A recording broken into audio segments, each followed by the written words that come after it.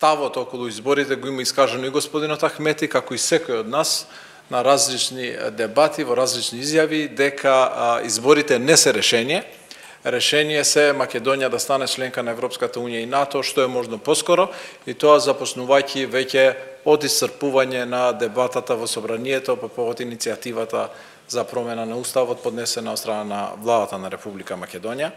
Сметаме дека сите заедно, сите 120 пратеници во собранието, треба да ги поддржиме уставните амандмани, да ги напишеме заедно, да отвориме јавна дебата со академската заедница, со професионалната заедница, со уставни експерти, со новинари, со невладини организации, со граѓаните, и тие амандмани да ги изгласаме заеднички, затоа што тие амандмани ни обезбедуваат интеграција на Македонија во НАТО и ЕУ.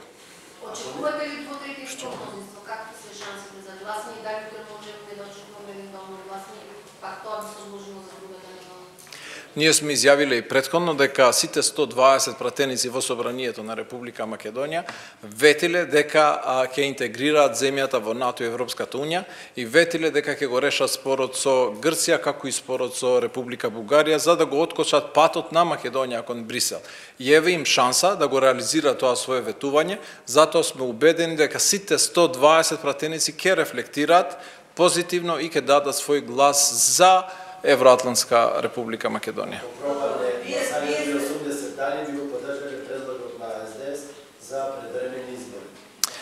Значи, вие сте чули изјави од Вашингтон, Брисел, Рим, Париз, Лондон, па од Мала Речица исто така и од Скопје, дека план Б на кој вие се реферирате нема.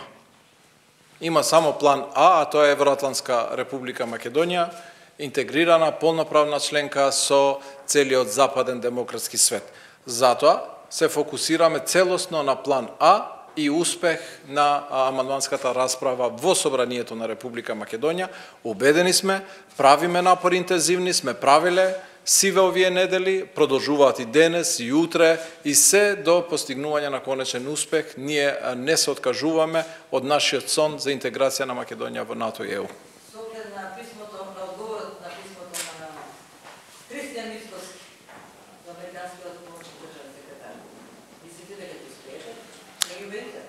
Па, јас процедурално, формално, господинот Христијан Мицковски не е пратеник и нема право на глас.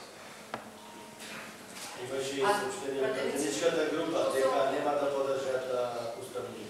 Дека биле партиско сообщение. Значи, партиско сообщение од страна на ВМРО ДПМН, има простор, има работа, има простор за работа и сметаме дека сите тие пратеници, не само ВМРО ДПМН, и сите други пратенички групи, и од нивната коалиција, и од нас, ќе се вразумат и ќе видат дека убави денови се дојдени за Република Македонија и ќе сака да станат дел од таа прекрасна приказна за сите наши граѓани.